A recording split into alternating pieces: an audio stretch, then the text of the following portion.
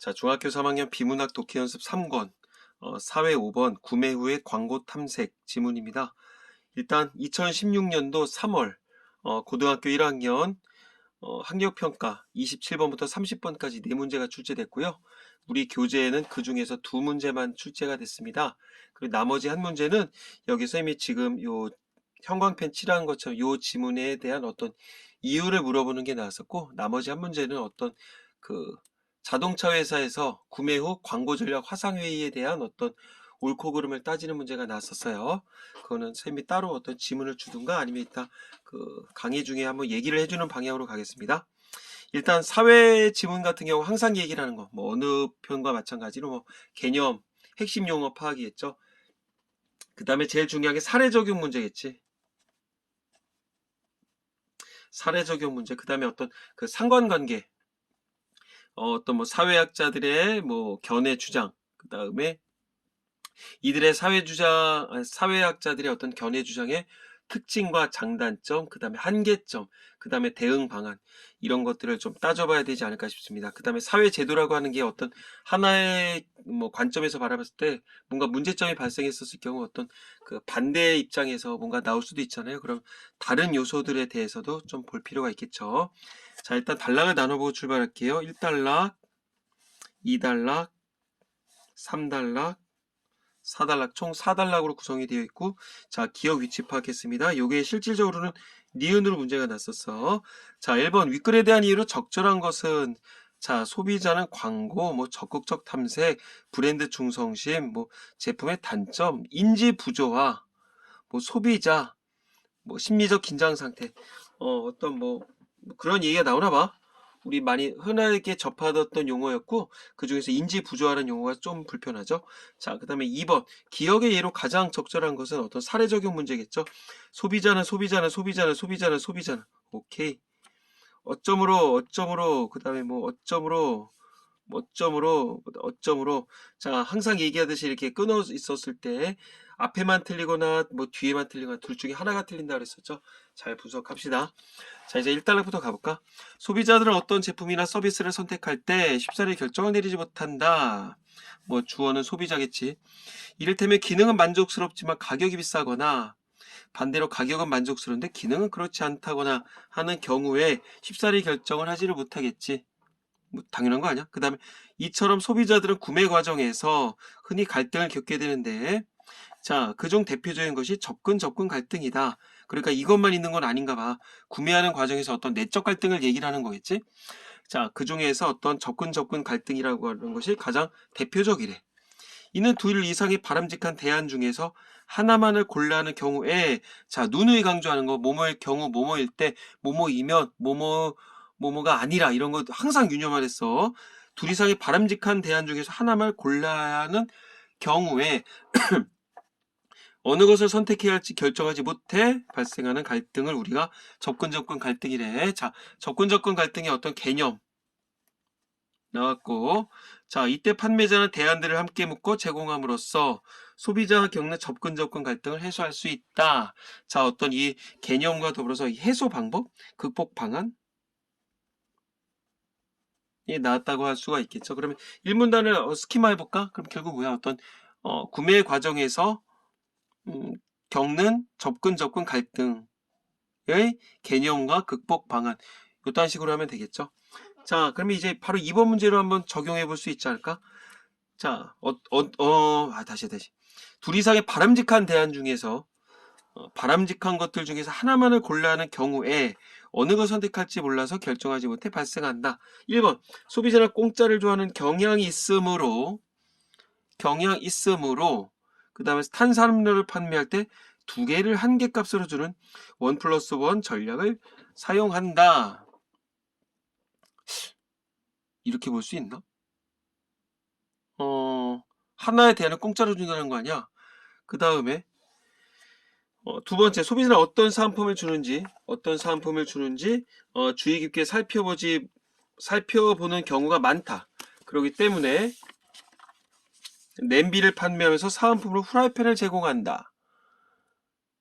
뭐야, 이거는 결국은 냄비를 판매해서 사은품으로 후라이팬을 제공한다? 야, 이거는 지금 여기에 논지랑 맞지가 않지. 두 가지 중에서 하나 빼기를 해야 되는 거 아니야? 근데 이거를 이제 두 가지 중에서 하나 빼기 하는 상황이 아니죠. 그 다음에 이건 뭐 원 플러스 원도 어떤 갈등 관계는 아니겠지. 그 다음에 세 번째, 소비자는 바지를 살 때 그에 어울리는 티셔츠를 함께 구입하려는 경향이 있다. 그래서 바지와 티셔츠를 인접하여 나란히 진열한다. 이것도 뭐 여기서 하나 빼기, 둘 이상의 바람직한 것에서 하나만 골라야 하는 건 아니겠지.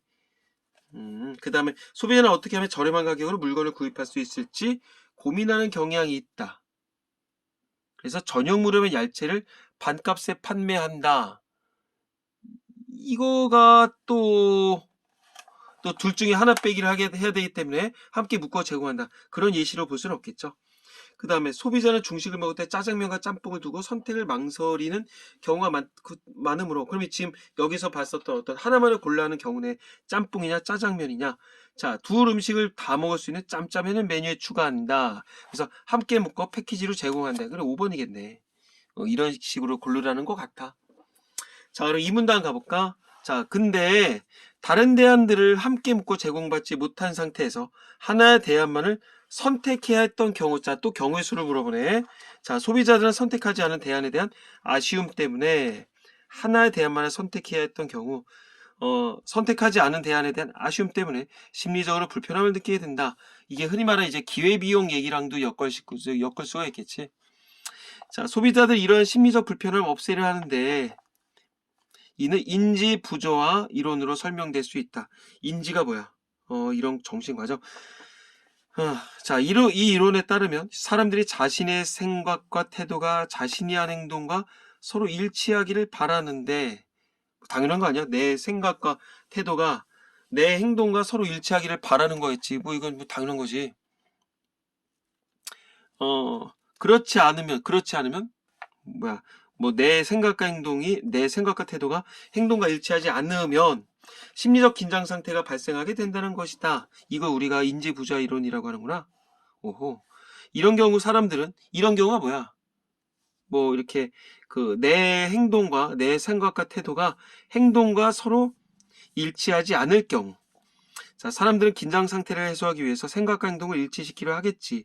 그렇다면 제품을 구입한 행동과 제품 구입 전에 자신의 선택이 최선이 아닐지도 모른다는 생각 사이에 부조화는 어떻게 극복될 수 있을까?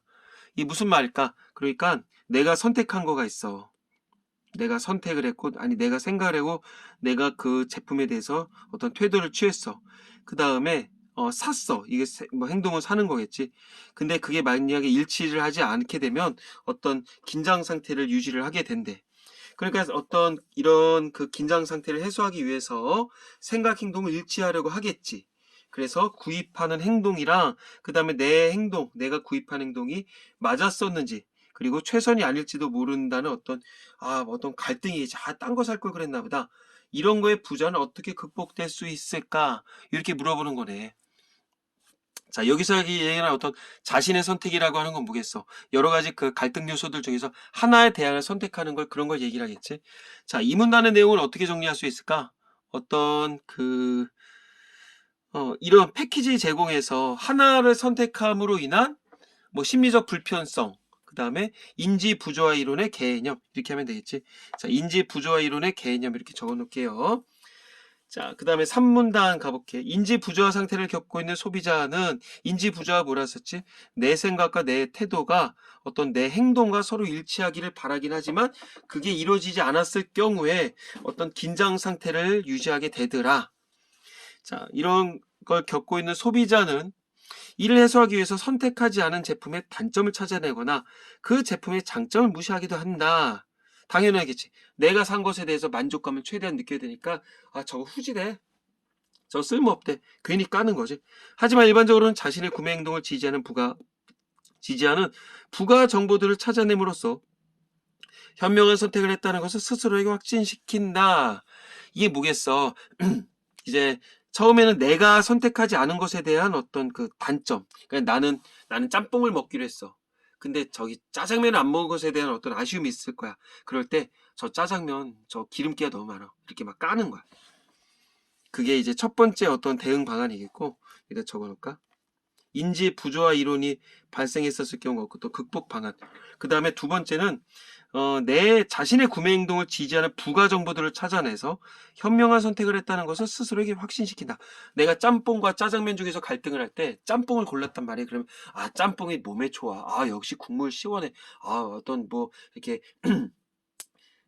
뭐라 그래, 해장하기 딱 좋아. 이제 이런 어떤 장점들을 억지로 찾아낸다는 얘기겠지. 특히 자동차나 아파트처럼 고가의 제품을 구매했을 경우엔 구매 직후의 인지 부조화가 심해진다. 왜냐하면 내가 A라는 아파트를 구매함으로써 어떤 계약을 함으로 인해서 B 아파트에 대한 어떤 그 선택을 포기를 해야 되는 거잖아. 그만큼 포기해야 되는 그 값어치가 커. 그래 결국 이 가격이 크다는 얘기는 기회비용이 크다고 볼 수가 있어. 기회비용. 하나를 선택할 때 포기해야 되는 가격표들 중에서 가장 가치가 큰 걸 우리가 기회비용이라고 합니다. 어쨌든 비용이니까 줄여야 되겠지. 이를 해소하려는 노력도 더 크게 나타난다. 이때 광고가 중요한 역할을 하는데 소비자들은 광고를 통해서 자신이 선택한 제품의 장점을 재확인하거나 새로운 선택 이유를 찾아내려고 하는 것이다. 내가 알고 있었던 거는 내가 선택한 제품에 대해서 하나, 둘, 세 개밖에 없어. 근데 광고를 막 찾아보는 거야. 막 팜플렛 보고 뭐 브로셔 보면서 야 역시 내가 잘 샀어. 막 이런 만족감을 찾는다는 얘기겠죠. 자, 제품을 구매한 고객들을 대상으로 한 광고는 구매한 고객들을 대상으로 한 광고래. 전달할 수 있는 정보가 제한적인 매체보다는 많은 정보를 담을 수 있는 매체를 활용하는 것이 효과적이다. 결국 뭐겠어? 이렇게 해야 되는 이유. 구매한 고객들을 대상으로 한 광고. 그러면 전달할 수 있는 정보가 제한적인 것보단 많은 정보를 담을 수 있는 매체를 활용하는 것이 효과적이다. 그래서 이게 요즘 문화를 보면 어떤 그 댓글 문화겠지. 내가 뭔가 어떤 향수를 살 거야. 근데 A 향수와 B 향수가 있는데 A 향수에 대한 어떤 그 댓글이 훨씬 많음. 그럼 B를 사겠어, A를 사겠어. 댓글에 대해서 나는 이미 마음이 A에 꽂힌 거야. 그랬을 경우, 야, 역시 이게 이렇구나. 역시 이게 이렇구나. 거기서 그 댓글을 바라보면서 내가 얻는 만족감이 크겠지. 그러면 거기 그 댓글을 통해서 이 A 향수에 대한 어떤 정보를 얻을 수가 있겠죠. 결국 이렇게 하는 이유가 뭘까? 형광펜으로 칠한 거에 이런 행동을 하는 이유는 결국 뭐라고 볼 수 있어? 어떤 그 내가 하는 어떤 그 지지 제품, 지지 정보가 많을수록 소비자가 인지 부조화를 해소하기가 효과적이기 때문이다. 자, 이렇게 하는 이유 뭐라고? 자, 어떤 정보가 많을수록 어떤 인지 부조화를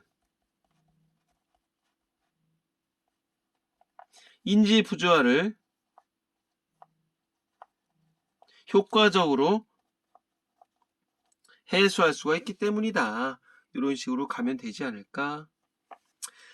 자, 그럼 3문단의 스키마를 해볼까? 결국 뭐겠어? 어떤 구매 후에 무엇을 통해서 어떤 인지 부조화를 해소하는 거야?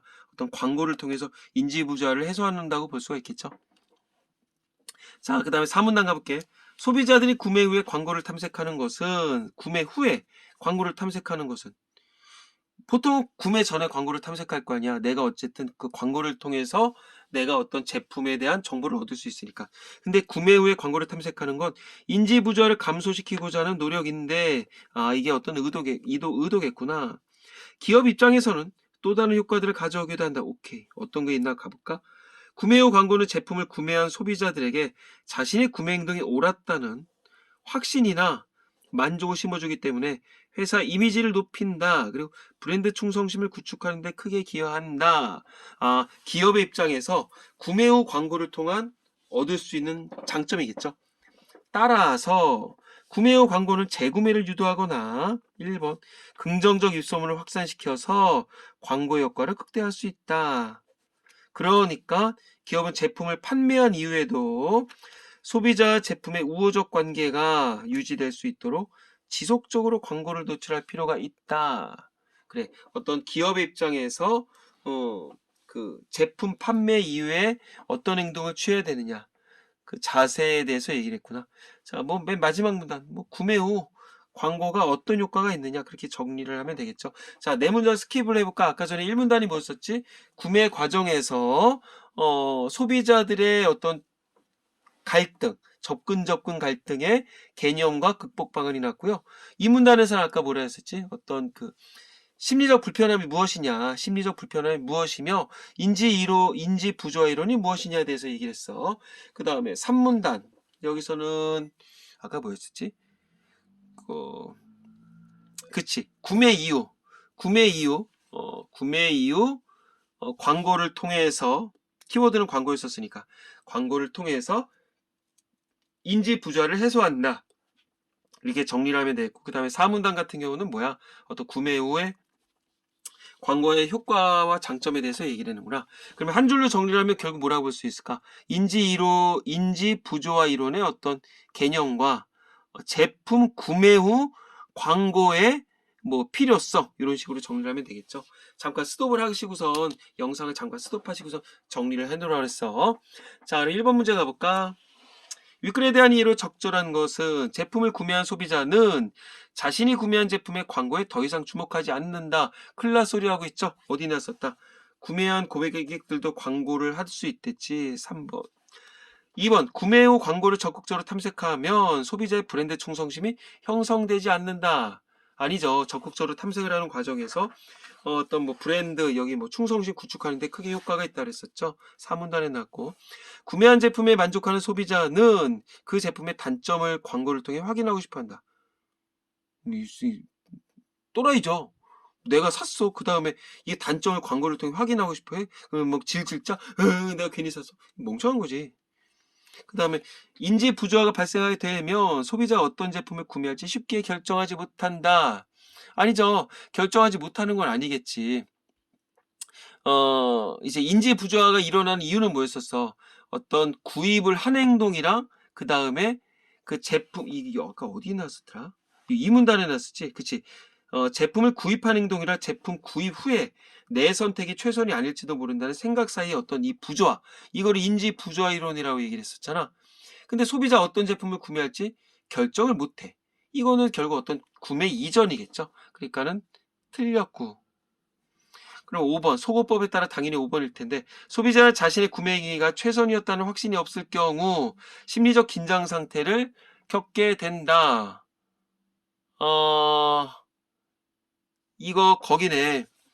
하나의 대안만을 선택해야 했던 경우 다른 거를 선택을 못하니까 아쉬움이 생겼고 심리적 불편함을 느꼈다. 그러네. 근데 내 생각이랑 태도랑 내가 구매했었던 어떤 행동이랑 일치하기를 바란다 그랬었지. 그러니까 내 구매 행위가 최선이었다는 확신이 없을 때는 심리적 긴장 상태를 겪게 되고, 만약에 최선이었다는 확신이 있게 된다면 심리적 긴장 상태는 없다. 이렇게 봐야 되는 거겠죠. 5문단이 맞네. 그럼 2문단을 통해서, 아니 5번이 맞네. 2문단을 통해서. 다시, 소비자는 자신의 구매 행위가 최선이었다는 확신이 없을 경우 이걸 겪게 된다. 그럼 결국 최선이었다는 확신이 있을 경우 여기처럼 어떤 일치하게 된다면 심리적 긴장 상태가 있다 없다. 그치, 그렇게 보면 되겠죠. 정답은 5번. 쉽게 고를 수가 있는 거겠고요. 2번 문제는 아까 전에 했었고, 그 다음에 실질적으로 이 당시 때 문제가 4개 나왔다 그랬었죠. 그 중에서 하나는 쌤이 아까 전에 여기다 그 이유를 물었었던 거겠고, 한 문제는 지금 쌤이 일부러 찾았어. 그랬더니 여기 보니까 한번 들어봐요. 한 자동차 회사의 구매 후 광고 전략 화상회의 일부다. 윗글을 참고할 때 발언 내용으로 적절하지 않은 것은 1번 부정의 얘기를 합니다. 피자동차는 가격과 성능이 비슷한 경쟁 제품이 많아서 소비자들이 접근 갈등을 많이 겪는 제품이라고 할 수 있습니다. 맞겠지? 내가 사고자 하는 그 품목의 자동차랑 비슷한 것들이 많아. 그러면 당연히 접근 갈등이 일어나겠지. 자, 그 다음에 2번. 구매 후 디자인 때문에 심리적 갈등을 겪고 있는 피자동차 고객들을 위해서 디자인 때문에 갈등을 겪고 있다고? 새로운 자동차의 출시가 임박했다는 광고를 늘리면 심리적 갈등 해소에 도움이 될 수 있다. 야, 말이 안 되지. 내가 심리적 디자인 때문에 갈등을 겪고 있단 말이야. 디자인 때문에 구매했어. 차를 샀는데 내가 저런 그지같이 못생겼네. 그 고민을 하고 있어. 갈등을 겪고 있는데 걷다가 어떤 광고를 내보내는 거야. 뭐 새로운 차가 출시를 할 텐데 이게 디자인이 되게 예쁘다. 그러면 나 같은 경우 그 갈등이 무너지겠냐? 갈등이 없어질 리가 없죠. 더 화가 나지. 어우, 저 조금만 기다렸다 저걸 살 걸 그랬지. 이렇게 되겠지. 그 다음에 3번. P자동차의 고객들은 연비를 첫 번째 구매 요인으로 꼽았는데 이번엔 고객들의 선택을 지지하는 부가 정보로 승차감을 강조하는 것이 어떨까요? 그치? 어떤 만족감, 두 가지 이상의 만족감을 주려는 태도겠죠. 첫 번째 구매 요인으로 어떤 연비를 택했었다면 두 번째로는 결국 뭘 택하게 된다? 어떤 승차감을 강조할 수가 있겠더라. 그렇게 보면 되겠지. 다시 얘기를 해줘. 어떤 자동차를 고운 첫 번째가 어떤 연비였어. 그러면 내가 이 차가 연비가 좋아서 내가 이걸 골랐던 거야. 계속 어떤 나의 구매 행위를 지지를 할 수밖에 없겠죠. 그러면 이 자동차의 연비를 제외한 나머지 장점들을 찾는 거지. 그러면 거기서 딱 얘기를 하는 거야. 이거는 연비만 좋은 게 아니라 승차감까지 좋아. 그렇게 얘기를 할 수가 있는 거겠죠. 그 다음에 4번. P자동차를 구매한 고객들이 우리 회사 자동차를 재구매할 때 주는 할인 혜택을 강조하면 고객들이 느끼는 심리적 불편함을 줄일 수 있을 것이다. 그치? P자동차를 구매한 고객들이 우리 회사 자동차를 재구매할 때 주는 할인 혜택을 강조하면 그러면 1+1이죠. 쿠폰 준다고 생각하면 되겠지. 자, 결국 어떤 내가 선택한 것에 대해서 어떤 정당성을 부여해주는 거야. 그러니까는 우리 자동차를 너가 예전에 샀었는데 또 사게 되면 우리가 그만큼 할인 혜택을 줄게. 그러면 그쪽에서는 어때? 소비자 입장에서 역시 이 회사가 서비스가 좋아. 이런 마음을 겪게 되겠죠. 그 다음에 5번.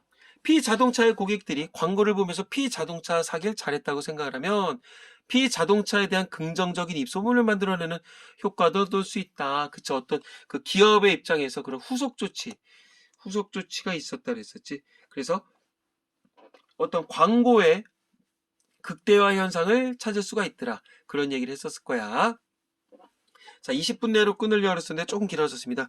자, 여기까지 끝낼 테니까 우리 친구들 다시 한번 자기만의 용어로 재해석해 보고요. 사실은 얘기를 해주면 만약에 지금 이제 1학년 모의고사를 선생님이 분석을 안 했는데 내 얼추 기억나는 것만 해도 거의 1학년은 다 경영학이야.